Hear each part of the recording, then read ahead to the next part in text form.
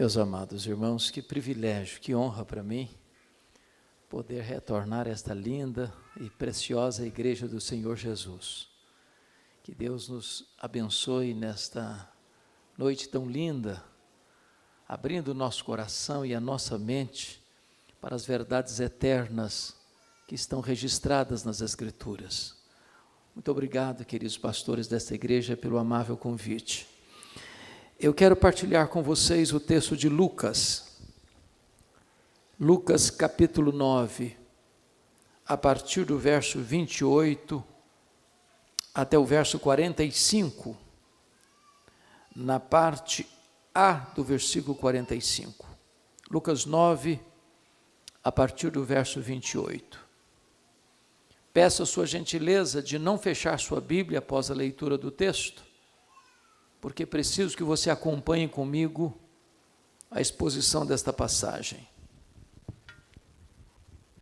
Lucas 9, 28 diz assim: cerca de 8 dias depois de proferidas estas palavras, tomando consigo a Pedro, João e Tiago, subiu ao monte com o propósito de orar. E aconteceu que, enquanto ele orava, a aparência do seu rosto se transfigurou e suas vestes resplandeceram de brancura. Eis que 2 varões falavam com ele, Moisés e Elias, os quais apareceram em glória e falavam da sua partida que ele estava para cumprir em Jerusalém. Pedro e seus companheiros achavam-se premidos de sono, mas conservando-se acordados, viram a sua glória e os 2 varões que com ele estavam. Ao se retirarem estes de Jesus, disse-lhe Pedro: Mestre, bom é estarmos aqui. Então façamos 3 tendas, uma será tua, outra de Moisés e outra de Elias, não sabendo, porém, o que dizia. Enquanto assim falava, veio uma nuvem e os envolveu. E encheram-se de medo ao entrarem na nuvem. E dela veio uma voz dizendo: Este é o meu filho, o meu eleito, a ele ouvi. Depois daquela voz, achou-se Jesus sozinho, e eles calaram-se, e naqueles dias a ninguém contaram coisa alguma do que tinham visto. No dia seguinte, ao descerem eles do monte, veio ao encontro de Jesus grande multidão. E eis que dentre a multidão surgiu um homem dizendo em alta voz: Mestre, suplico-te que vejas meu filho, porque é o único. Um espírito se apodera dele, e de repente o menino grita, e o espírito atira por terra, convulsiona-o até espumar, e dificilmente o deixa depois de o ter quebrantado. Roguei aos teus discípulos que o expelissem, mas eles não puderam.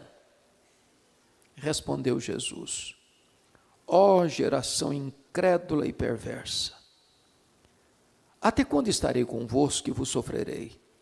Traze o teu filho. Quando se aproximando, o demônio o atirou no chão e o convulsionou. Mas Jesus repreendeu o espírito imundo, curou o menino e o entregou a seu pai. E todos ficaram maravilhados ante a majestade de Deus. Como todos se maravilhassem de quanto Jesus fazia, disse aos seus discípulos: Fixai nos vossos ouvidos as seguintes palavras: O Filho do Homem está para ser entregue nas mãos dos homens. Eles, porém, não entendiam isto. Até aqui. O texto começa assim: cerca de 8 dias depois de proferidas estas palavras. Precisamos perguntar: que palavras? Que palavras? Que palavras foram estas proferidas 8 dias antes? E isso nos leva, certamente, o que ocorreu há uma semana atrás, quando Jesus estava lá no extremo norte de Israel, lá em Bânias, lá no sopé do Monte Hermon, lá em Cesareia de Filipe, quando Jesus faz uma enquete com os seus discípulos, perguntando a eles: quem dizem os homens ser o Filho do Homem? Em outras palavras, o que o povo comenta a meu respeito? E os discípulos responderam: Senhor, uns dizem que tu és João Batista, outros dizem que tu és Elias, outros dizem que tu és Jeremias, outros dizem que tu és alguns dos profetas. Em outras palavras, ninguém sabia nada acerca da verdadeira identidade de Jesus. Então Jesus pergunta para os discípulos: e vós, quem dizeis que eu sou? E Pedro, que era um líder, e não suportava que ninguém falasse na sua frente, respondeu pelo grupo e disse: tu és o Cristo, o Filho do Deus vivo. Até aguardando um elogio de Jesus. Parabéns, Pedro, você é um homem antenado, você é um homem de afinada compreensão. Mas não foi o que Jesus disse. Jesus disse assim: bem-aventurado és, Simão Barjonas, porque não foi carne e sangue quem tu revelaram, mas o meu Pai que está nos céus. Em outras palavras, Jesus está dizendo assim: ô Pedro, você só sabe quem eu sou porque o Pai me revelou para você. Porque se o Pai não me tivesse revelado para você, como os demais, você não saberia quem eu sou. E eu também te digo que tu és Pedro, e sobre esta pedra eu edificarei a minha igreja, e as portas do inferno não prevalecerão contra ela. Está aqui, meus amados, Mateus 16, 18, um dos textos mais importantes da Bíblia, de cuja correta interpretação depende o futuro do cristianismo. Porque a grande pergunta é: quem é essa pedra? Nesses 20 séculos de cristianismo, 3 interpretações surgiram. A primeira delas, não cronologicamente falando, subscrita hoje por cerca de 800 milhões de pessoas, entendem que a pedra é Pedro.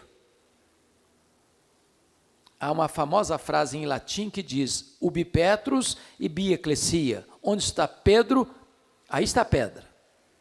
A segunda interpretação é que a pedra é a declaração de fé de Pedro. Tu és o Cristo, o Filho do Deus vivo. Onde essa declaração for feita, aí está a pedra fundamental da igreja. Mas a terceira interpretação, penso eu, que aceita por todos nós, se não pela maioria de nós, é que a pedra é Cristo. Ele é a própria pedra fundamental da igreja. E o texto nos leva a esta compreensão. Se não, vejamos. Há na língua original, na língua grega, uma espécie de trocadilho entre a palavra Pedro e a palavra pedra. Pedra não deriva de Pedro, Pedro deriva de pedra. Pedro, na língua grega, é Petros, e Petros é um fragmento de pedra. É um pedaço de pedra arrancado de um maciço rochoso. Pedra é Petra, e Petra é uma rocha inabalável. Metáfora só usada para Deus em toda a Bíblia. Então o que Jesus disse para Pedro foi o seguinte: eu também te digo que tu és um fragmento de pedra, mas sobre esta Petra, sobre esta pedra, sobre esta rocha que sou eu edificarei a minha igreja. O pronome demonstrativo nos ajuda a entender também, tanto no português, quanto no inglês, quanto no grego, há uma diferença entre esta e essa. Por exemplo, eu estou com a minha Bíblia aqui, e eu digo esta Bíblia.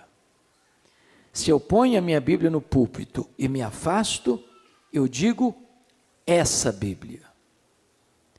Se Jesus tivesse a intenção de dizer que Pedro era pedra, ele teria dito: eu também te digo que tu és Petros. E sobre essa pedra eu edificarei minha igreja. Mas não foi o que ele disse. Ele disse, eu também te digo que tu és Petros, fragmento de pedra, mas sobre esta pedra, sobre esta rocha, eu edificarei a minha igreja.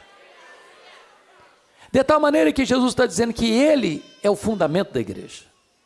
Segundo, ele está dizendo que ele é o dono da igreja. Edificaria a minha igreja. A igreja não é sua, a igreja não é minha, a igreja não é nossa, a igreja tem dono. E o dono da igreja tem marcas de cravos em suas mãos.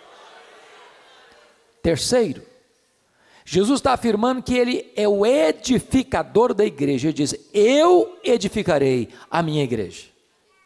Quem edifica a igreja não é você, não sou eu, não somos nós. Quem edifica a igreja é o próprio Senhor Jesus.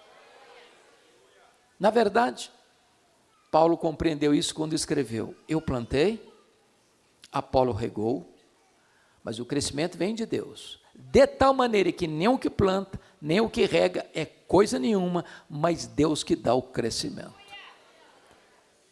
Então, Jesus conclui dizendo que ele, além de ser o fundamento da igreja, o dono da igreja, o edificador da igreja, em quarto lugar, ele é o protetor da igreja. As portas do inferno não prevalecerão contra ela. Não tem perseguição, não tem fornalha, não tem feras, não tem demônio que possa destruir a igreja do Deus vivo, porque aquele que morreu por ela e redimiu-a com seu sangue é quem a protege, louvado seja o seu nome.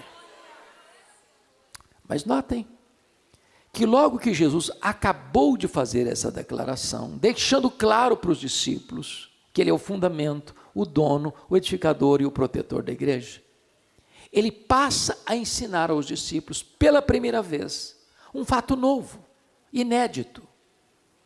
Jesus passa a falar para eles sobre o propósito da sua vinda ao mundo. E diz assim, importa que o Filho do Homem seja entregue nas mãos dos principais sacerdotes e escribas para ser crucificado, para ressuscitar o terceiro dia. E quando Jesus falou nisso, Pedro, que acabara de fazer essa declaração, tu és o Cristo, o Filho de Deus vivo, chama Jesus à parte e passa a reprovar Jesus. Diz, tem compaixão de ti, isso não pode te acontecer, larga a mão desses pensamentos soturnos, doentios, para de pensar em morte. E Jesus olha para ele e diz, arreda Satanás, és para mim causa de tropeço. Não cogitas das coisas de Deus, apenas das coisas dos homens. Preste atenção aqui.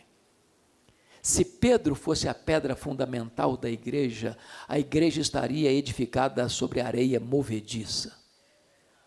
Mas bendito seja Deus, a igreja está edificada sobre a rocha que não se abala.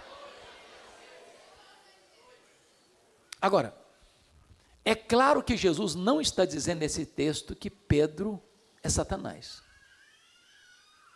Também Jesus não está dizendo que Pedro está endemoniado. Nem Jesus está mandando Pedro arredar. Jesus está mandando Satanás arredar. Pedro não. Satanás arreda, Pedro fica. Pedro é discípulo. Pedro é apóstolo. Em Pedro, Jesus vai continuar investindo. Eu quero dizer para você que apesar das nossas fraquezas, Jesus não desiste de nós. Porque se não entendermos isso, a gente vai dizer, arreda Pedro, aí o Satanás fica. Não, Satanás arreda, Pedro fica. E tanto é fato que Jesus não desistiu de Pedro, que entra agora o nosso texto. Cerca de 8 dias depois de proferidas estas palavras, tomando consigo quem? Pedro, Tiago e João. Eles estavam certamente entristecidos com a conversa de Jesus sobre morte. E aí Jesus leva Pedro e os três, com os dois discípulos mais próximos, para uma experiência de êxtase, de manifestação da glória, de uma espécie de antecipação do céu, para mostrar para eles que a cruz precede a glória e que o caminho da glória passa pela cruz. E diz a Bíblia que no alto deste monte, esses três discípulos veem milagres, mas eles não têm discernimento espiritual.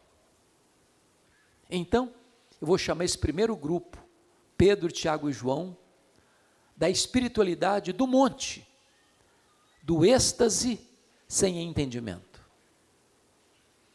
A Bíblia diz que os 9 que ficaram no sopé do monte estão diante de uma multidão, e diz Marcos 9, que é o texto paralelo deste, que os discípulos estão agarrados numa discussão com os escribas, os adversários de Jesus. Quando um pai aflito, com um filho único endemoniado, pede socorro para eles, para libertar o filho, e diz o texto, que eles não puderam. Então eu vou caracterizar esse segundo grupo, dos 9 que ficaram, da espiritualidade do vale, discussão sem poder. E finalmente nós vamos olhar o exemplo de Jesus, que retrata a espiritualidade da oração, da obediência e do poder. Então vamos olhar o primeiro grupo. Pedro, Tiago e João sobem com Jesus para esse monte. A tradição diz que é o Monte Tabor. Outros acham que é o Monte Hermon. Para nós não importa, porque não fazemos peregrinação sagrada. O certo é que, quando eles estão no topo da montanha, diz a Bíblia, e Jesus está orando, enquanto ele ora, o seu rosto se transfigura e brilha como o sol, as suas vestes brilham como a luz, e diz a Bíblia que Moisés e Elias, representantes da lei e dos profetas, respectivamente, aparecem em glória conversando com Jesus sobre a sua partida para Jerusalém, conforme o verso 31. E então, Pedro toma a palavra, achando que ele estava no controle da situação, e diz assim: mestre, vamos fazer o seguinte, nós vamos fazer aqui 3 tendas, uma vai ser tua, outra vai ser de Moisés, outra vai ser de Elias. E diz a Bíblia que ele não sabia o que estava falando. E então, uma nuvem luminosa os envolve, e de dentro da nuvem surge uma voz divina dizendo: este é o meu filho, o meu eleito, a ele ouvi. Quando eles abrem os olhos, não tem mais nem Moisés, nem Elias, apenas Jesus. Porque a nossa espiritualidade tem que estar centrada só em Jesus, só em Jesus, só em Jesus. Êxtase sem entendimento. Vejamos uma coisa. Eles estão vendo 4 milagres nessa montanha. Primeiro milagre, Jesus transfigurado. Segundo milagre, Moisés e Elias em glória. Terceiro milagre, uma nuvem luminosa os envolve. Quarto milagre, de dentro da nuvem surge uma voz divina: este é o meu filho, o meu eleito, a ele ouvi. Nós estamos vivendo uma geração, irmãos, que está à cata de milagres, que corre atrás de milagres. Uma geração que faz propaganda de milagres que nunca aconteceram. E é preciso dizer que nós cremos em milagres, que nós oramos por milagres, como já oramos aqui hoje, para que Deus cure os enfermos. Mas é importante entender que milagre não é o Evangelho. Que o milagre não é um substituto do Evangelho. Porque é possível alguém estar vendo milagres e ainda assim estar desprovido de entendimento espiritual. E o que esses discípulos não entenderam? Primeiro, eles não entenderam a centralidade da pessoa de Jesus. Quando Pedro disse assim: mestre, bom estarmos aqui, vamos fazer 3 tendas, uma vai ser tua, outra vai ser de Moisés, outra vai ser de Elias. Diz o texto bíblico que ele não sabia o que estava falando. E por que ele não sabia o que estava falando? Estava falando uma bobagem. Uma bobagem. O que Pedro está fazendo aqui? Ele está comparando e equiparando Jesus a Moisés e a Elias, ao representante da lei e ao representante dos profetas. Mas Jesus não é apenas um grande homem entre os homens, ele é o próprio Deus entre os homens. Ele é único, ele é incomparável, ele é singular, ele é absoluto. Quando você vai para a história, você escuta falar de alguns homens como Alexandre o Grande, Herodes o Grande, Napoleão o Grande, mas você nunca vai encontrar Jesus o Grande. Ele não é grande, ele é único, ele é tudo, ele é absoluto, ele é tudo no céu, ele é tudo na terra, ele é tudo na história, ele é tudo na igreja, ele é tudo na eternidade, ele é o Filho de Deus, ele é incomparável. Vendo milagres, mas não discernindo a centralidade da pessoa de Jesus. Segundo, vendo milagres, mas não discernindo, não compreendendo a centralidade da missão de Jesus. Notem vocês que quando Jesus desce desse monte, e tem lá uma grande multidão, e diz a Bíblia que então Jesus cura o menino endemoniado, devolve-o ao seu pai, e diz o verso 43, que diante desse milagre, todos ficaram maravilhados do quanto Deus fazia por intermédio de Jesus. Todos quantos? Todos quem? Toda a multidão, inclusive os discípulos. E Jesus percebe nessa admiração da multidão um perigo. Que perigo? Que perigo? O mesmo que ocorrera lá em João 6, lembram? Quando Jesus multiplicou pães e peixes, alimentando 12.000 pessoas. Diz a Bíblia lá em João 6, que diante desse extraordinário milagre, a multidão tentou arrebatar Jesus para fazê-lo rei político, Messias político, apenas para curar os seus enfermos, para saciar a fome dos famintos. E diz a Bíblia, que diante dessa agenda tentadora, Jesus compele os discípulos para entrar no barco e atravessar para o outro lado, enquanto ele ficou despedindo as multidões. Porque Jesus não queria que os seus discípulos entrassem nessa agenda perigosa de apenas um evangelho social. Um evangelho que vem apenas trazer pão para o faminto e roupa para o nu, ou cura para os doentes. Não, Jesus não veio ao mundo apenas para ser um milagreiro, ele veio ao mundo para ser o Redentor. Ele veio ao mundo para morrer na cruz pelos nossos pecados. Ele veio ao mundo para ser o nosso Salvador. E agora, mais uma vez, Jesus percebe que os discípulos estão embarcando nessa canoa furada. E então o verso 44, observam comigo aí. Jesus deixa para lá a multidão, se volta para os discípulos e diz assim para eles: fixai nos vossos ouvidos as seguintes palavras: o Filho do Homem vai ser entregue nas mãos dos homens. O que Jesus está falando? Do que ele está falando? O que ele está falando é o seguinte: não pensem vocês que eu vou mudar minha agenda.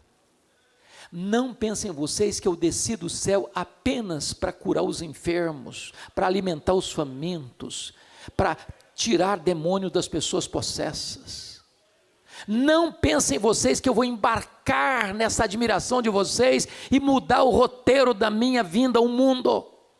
Compreendam, botem na cabeça de vocês, deixe penetrar para os ouvidos de vocês, isso é para a cruz que eu vou. É para lá que eu vou. Aliás, a pauta da reunião de Moisés e Elias com Jesus foi sobre a sua partida para Jerusalém. Em outras palavras, a sua morte na cruz. A palavra partida aqui é a palavra grega êxodos, de onde vem a palavra portuguesa êxodo. E o que foi o êxodo? A libertação de Israel da escravidão do Egito. Qual foi o momento decisivo da libertação dos hebreus do Egito?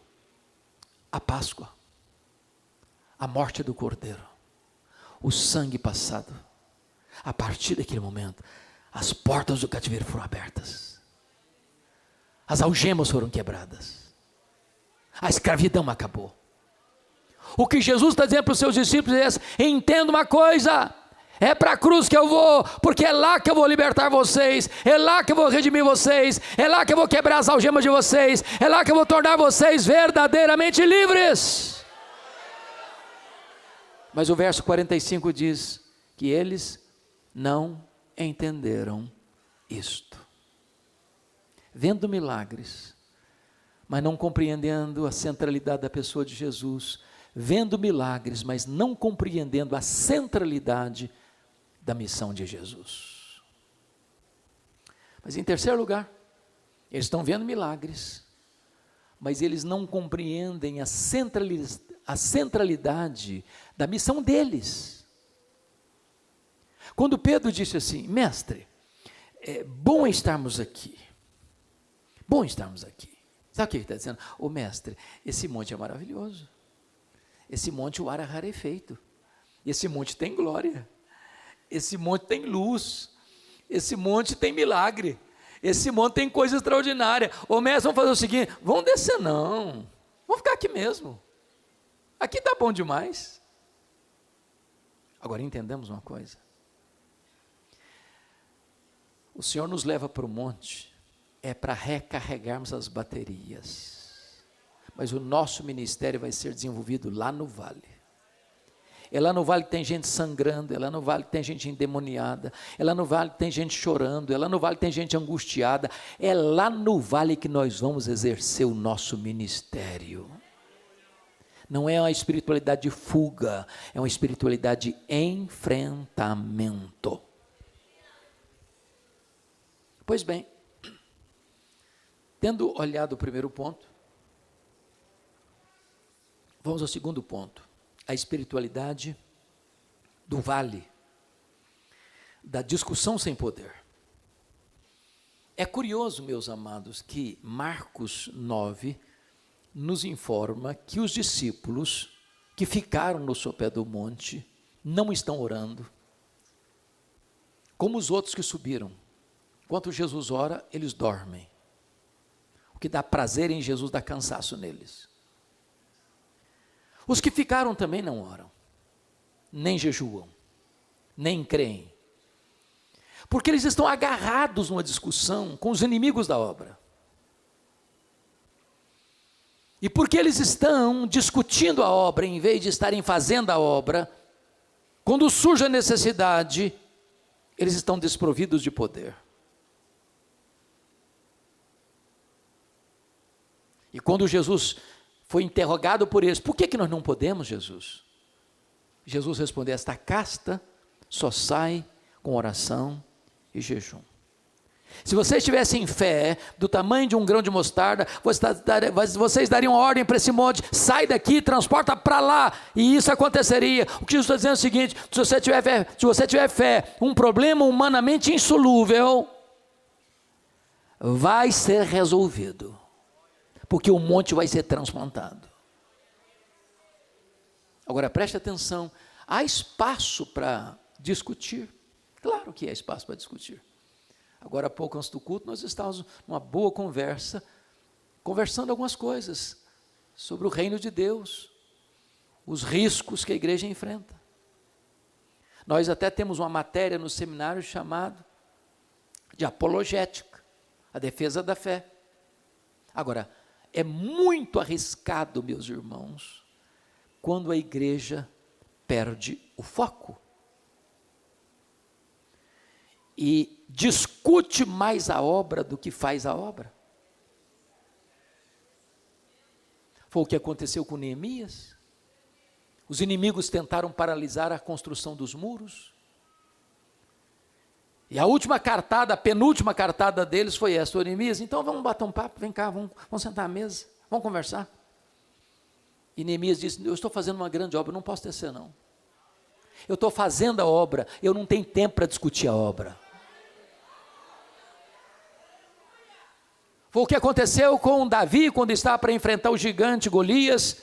O seu irmão Eliabe tentou de todas as maneiras discutir com ele e fazer perguntas complicadas para ele, para tirá-lo do foco.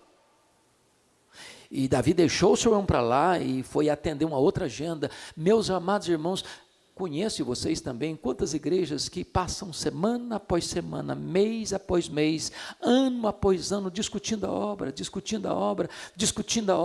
e marca conferência para discutir a obra, e marca um grande congresso para discutir a obra, e você faz uma viagem de 500 quilômetros para ir num congresso para discutir a obra, e passamos o tempo todo discutindo a obra, e a obra precisa ser feita.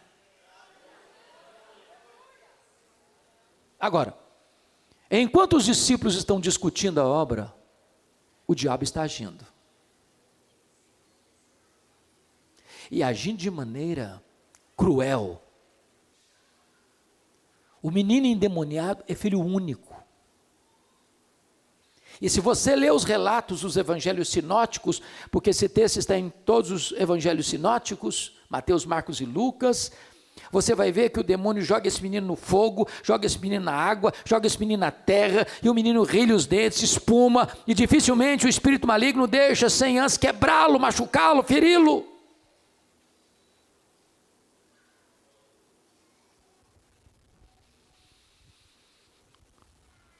E quando o pai leva o menino a Jesus, diante da impotência dos seus discípulos, e o pai diz: eu apresentei o meu filho aos teus discípulos, mas eles não puderam. E Jesus solta um gemido de dor. Ó geração incrédula e perversa, até quando eu vos suportarei? Nada fere mais o coração do nosso Redentor do que um crente fraco, apático, insosso, despreparado, sem poder espiritual. Porque se nós estamos sem poder, não é por falta de poder, é porque não estamos buscando o poder. Porque a suprema riqueza do poder de Deus, o mesmo poder que ressuscitou a Jesus dentre os mortos, está à sua, à minha, à nossa disposição. Mas quando o pai leva o menino a Jesus, Jesus faz uma pergunta para o pai: desde quando o rapaz está assim? E o pai responde: desde a sua infância. E a palavra infância lá na língua grega é a palavra brefos, que descreve desde a vida intrauterina a primeira infância. E eu fico imaginando o que uma mãe tem uma gravidez esquisita, o que tem um bebê esquisito, o que esse menino está brincando com os coleguinhas e de repente o demônio entra nele, ele sai correndo e pula no fogo, e alguém tem que pegar lá e ele sai todo machucado, queimado. Ele está brincando com os coleguinhas, de repente ele sai correndo e pula na água, alguém tem que passar lá e tirá-lo para ele não morrer afogado. O demônio joga por terra e ele rala todo, ele espuma, ele rilha os dentes, e o demônio não deixa-o, a não ser depois de ter quebrado, machucado todinho. Sofrimento dessa família, o desespero desses pais. Vamos fazer um pouco de aplicação desse ponto.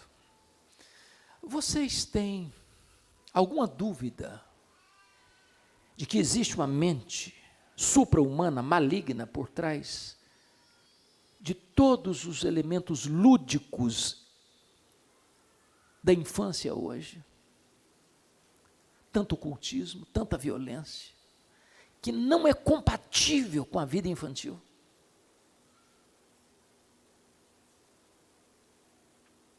Há uma orquestração declarada para destruir a vida das crianças. Há um investimento pesado para desconstruir os valores da família. Há uma agenda global que tenta arruinar e minar os alicerces da família, maiormente das nossas crianças. Há um mês, eu estava lendo de uma escola aqui no Brasil, que descobriu um livro que fazia parte oficial do Ministério da Educação, distribuído na escola, como recurso pedagógico. E esse livro trazia uma história macabra. O pai propondo o casamento para a filha. E dizendo mais: nós vamos fazer da sua mãe, a minha mulher, escrava da família. A filha recusa a proposta de casamento do pai. E o pai persegue a filha. Sentindo-se rejeitado, o pai quer dar a filha para outro e a filha comete suicídio. E eu pergunto a vocês, o que tem por trás de uma história dessa? Que mente está por trás de uma história dessa? Que propósito tem uma história dessa? Que ensino pedagógico é esse? A não ser alguma coisa deliberada, pensada, refletida, para destruir a família, destruir as crianças. Há pouco tempo eu estava pregando num outro país, eu não vou mencionar o nome do país, e uma mãe me procura e me disse assim: Pastor Hernandes, hoje, no dia que eu estava lá, pregando nessa igreja, hoje, meu filho de 5 anos foi pela primeira vez na escola, hoje, primeira vez na escola. E o menino chegou, menino de 5 anos, chegou na escola, o professor, no primeiro dia de aula, chamou o menino e disse: você é quem decide se você quer ser menino ou menina. E eu pergunto para vocês, com que propósito um professor faz isso? Qual a intenção? Qual a motivação? A não ser trazer confusão mental. Precisamos nos acautelar, meus irmãos. Precisamos nos acautelar. Vivemos dias maus. Tem muitas famílias cujos filhos estão sendo atacados de uma maneira tão terrível por forças humanas e malignas, precisando de luz do Evangelho e da libertação do poder do nome de Jesus. Eu estava começando o meu pastorado lá em Vitória. Já no meu começo do pastorado, lá em Vitória, eu fui pastor 3 anos em Bragança, depois fui para Vitória. E estava no meu primeiro ano lá em Vitória, quando uma senhora se converteu, foi batizada, foi discipulada, e nós acompanhávamos essa irmã. Ela tinha uma menina de 4 anos. E um dia essa mulher, caminhando pelas ruas de Vitória, com a criança de 4 anos no colo, a menina, ela tomou um susto, porque ela estava cantarolando um cântico espiritual. E de repente a menina de 4 anos desfigura o rosto e começa a falar blasfêmias contra o nome de Jesus.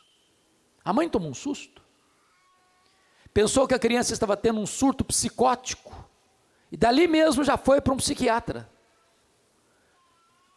E não constataram nada. Levou a vários médicos, fez muitos exames, não constataram nada. E aquela mãe me ligou desesperada, disse: pastor, eu preciso de ajuda.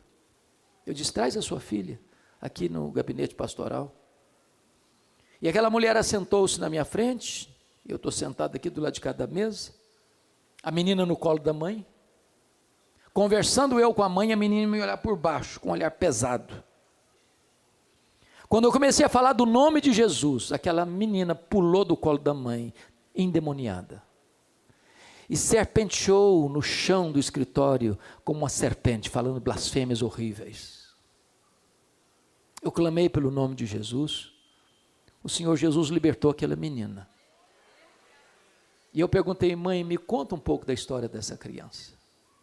E ela me contou que o marido, envolvido com o ocultismo, havia consagrado aquela criança desde o ventre aos espíritos malignos. O que é mais triste, meus amados irmãos, é que tantas vezes as pessoas desesperadas e aflitas, ao recorrerem aos discípulos de Jesus, eles estão sem poder. Porque em vez de estarem orando, jejuando, crendo, eles estão perdendo todo o tempo, desviando a atenção, desviando o foco, discutindo a obra, em vez de fazer a obra. Mas agora então vamos olhar a espiritualidade, modelo, paradigma, o exemplo de Jesus. E a primeira coisa que esse texto nos chama atenção é que Jesus subiu este monte com o propósito de orar. E ele está orando, então é oração. E porque Jesus ora, seu rosto resplandece, suas vestes resplandecem, porque quando você ora, a glória de Deus desce. Quando você ora, Deus se manifesta. Quando você ora, a Shekinah de Deus vem à terra. Segundo, porque Jesus está orando, o Pai o prepara antecipadamente para ir para a cruz. Qual foi o propósito da transfiguração? O propósito da transfiguração, meus amados, está no versículo 31 do texto. Moisés e Elias, o representante da lei, o representante do profeta, tem uma agenda, tem uma pauta de reunião com Jesus. E qual é a pauta? Qual é a agenda? É conversar sobre a sua partida para Jerusalém. Em outras palavras, é conversar sobre o propósito da sua ida a Jerusalém. E qual era o propósito da ida de Jesus em Jerusalém a partir desse texto? É ir para a cruz.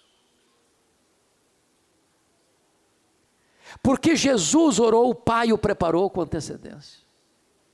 E quando ele desce desse monte, ele endereça a sua jornada para Jerusalém, ele endereça a sua jornada para a cruz. Ele é preparado antecipadamente. Quem não ora, quando chega um momento difícil, ele se desespera. Mas quando você ora, Deus prepara você para os grandes desafios da vida. Terceiro, porque Jesus orou, o Pai o defendeu. Notem que quando Pedro disse: mestre, bom estarmos aqui, vamos fazer 3 tendas, uma vai ser tua, outra de Moisés, outra de Elias. Jesus poderia dizer: ô Pedro, você já deu uma mancada a semana passada. De novo, Pedro? De novo? Você não está entendendo? Você não sabe quem eu sou? Você está me comparando a Moisés e a Elias, Pedro? Você não sabe ainda quem eu sou? Mas Jesus não se defendeu. Jesus orou. E porque Jesus orou, o próprio Pai o defendeu, dizendo do meio da nuvem: este é o meu filho, este é o meu eleito, a ele ouvi. Entendam isso, escutem o meu filho, escutem o meu filho, escutem o meu filho, porque é ele, é só ele, não o comparem, ele é único, ele é absoluto, ele é Deus. Você não precisa se defender, você precisa orar, porque quando você ora, Deus defende você. Quando você cuida da sua piedade, Deus cuida da sua reputação. A segunda marca da espiritualidade de Jesus nesse texto, meus amados irmãos, é obediência. Obediência. Porque a grande pergunta é esta: se a conversa de Moisés e Elias com Jesus foi sobre a sua partida para Jerusalém, a cruz, a pergunta é: que grau de compromisso Jesus revela com essa agenda ao descer desse monte? Tem 3 evidências no texto. Primeira, verso 44. quando Jesus diz para os discípulos: fixai nos vossos ouvidos as seguintes palavras: o Filho do Homem vai ser entregue nas mãos dos homens. Em outras palavras, o Filho do Homem vai ser crucificado. Essa é uma agenda estabelecida na eternidade, e essa agenda não vai ser mudada. Segundo versículo, 51, confira comigo o versículo 51. E aconteceu que, ao se completarem os dias em que devia Jesus ser assunto ao céu, manifestou no semblante a intrépida resolução de ir para Jerusalém. Eu acho isso muito precioso. Está no rosto de Jesus, no semblante de Jesus. Agora, resolução intrépida, não é com medo, não é tímido, não. Intrépida, corajosa. Eu estou indo para Jerusalém. Ele está indo para a cruz como um rei caminha para a sua coroação. Terceiro texto, verso 53. Mas os samaritanos não o receberam, porque o aspecto dele era de quem decisivamente ia para Jerusalém. Ou seja, disposição inabalável de obedecer, ainda que o caminho da obediência passe pela cruz. Obediência. Não há cristianismo sem obediência. Mas, em último lugar, depois de oração e obediência, Jesus revela poder. Porque a grande queixa daquele homem, pai do menino endemoniado, eles não puderam. E aí Jesus traz o menino, um espírito mudo, surdo, imundo, uma casta de demônios. E Marcos 9 nos informa isso. É só Marcos que nos informa esse ponto. Jesus dá uma ordem aos demônios: saem desse rapaz e nunca mais voltes a ele. Vocês sabem que no caso de uma possessão, uma pessoa sendo liberta, se ela não se arrepende, se ela não crê no Senhor Jesus, os demônios podem voltar. E o segundo estágio é pior que o primeiro. Mas a ordem de Jesus é categórica e clara: sai e nunca mais voltes. E os demônios têm que sair. Porque Jesus manda no céu, Ele manda na terra e Ele manda no inferno. Ele tem todo o poder, Ele tem toda a autoridade nos céus, na terra e debaixo da terra. E o menino ficou livre, curado, liberto. Bendito seja o Senhor. Meus amados irmãos, não há cristianismo sem poder. O reino de Deus é poder. A igreja precisa de poder. Antes de enviar a igreja ao mundo, Jesus enviou o Espírito Santo à igreja, e esta ordem não pode ser invertida. Precisamos de poder. E eu queria terminar contando uma experiência pessoal. Há vários anos eu fui convidado para pregar num culto de formatura em Recife, do nosso seminário lá em Recife. E depois do culto, depois que eu preguei, um dos formandos me procurou para me contar uma experiência marcante. Naquele ano, o ano da sua formatura, quarta missa que ele era, ele recebeu um convite muito honroso para pregar numa série de conferências de uma das maiores igrejas da nossa denominação, uma das mais belas cidades e capitais do Brasil. E vocês bem sabem que não é comum uma grande igreja convidar um seminarista para ser o preletor oficial de uma grande conferência. E eu costumo brincar que todo seminarista do quarto ano, terminando o seu curso, tem uma leve sensação de que é um forte concorrente com Charles Haddon Spurgeon. Então, ele empacotou os seus melhores sermões, botou o seu melhor terno na mala e viajou. Só que ele foi hospedado na casa do pastor da igreja. Na sexta-feira, finalzinho da tarde, quando eles já estavam pensando em se preparar para ir para o culto, surge um fato que transtornou a vida dele. Chega uma mulher desesperada na casa do pastor, dizendo: pastor, eu preciso da sua ajuda. Tem uma mulher endemoniada na frente da minha casa, minha vizinha, e está quebrando tudo dentro de casa, tem uma pequena multidão ao redor da casa, e ninguém tem coragem de enfrentar a situação. Eu preciso que o senhor vá lá nos ajudar. O pastor muito calmamente disse: minha irmã, que coisa interessante. Acaba de chegar de Recife um santo homem de Deus preparado para essa tarefa. O seminarista começou a tremer as pernas. E começou a gaguejar. Eu só vinha ver o senhor que eu estou indo embora. Não, o pastor não deixou ele embora não. Agarrou o camarada pelo braço e saiu andando no meio da rua. De longe escutaram os gritos cavernosos daquela mulher. Quando chegaram em frente à casa, uma multidão em frente. O pastor olhou para o seminarista. O seminarista olhou para o chão. E o pastor disse: seminarista, o caso é todo seu. Pode entrar na casa. E ele, com muito medo, com as pernas bambas, entrou na casa e se deparou com um quadro horrível. Aquela mulher com os olhos vermelhos, com os cabelos desalinhados, falando blasfêmias. E quando ele tentou formular a primeira frase, a mulher lhe deu uma bofetada na cara e o jogou ao chão. Um homem de quase 2 metros de altura. E no chão ele ficou por mais de 1 hora. E aquela mulher possessa ao redor dele, bufando como uma fera selvagem. E ele me disse que a vida dele passou como um filme na sua cabeça.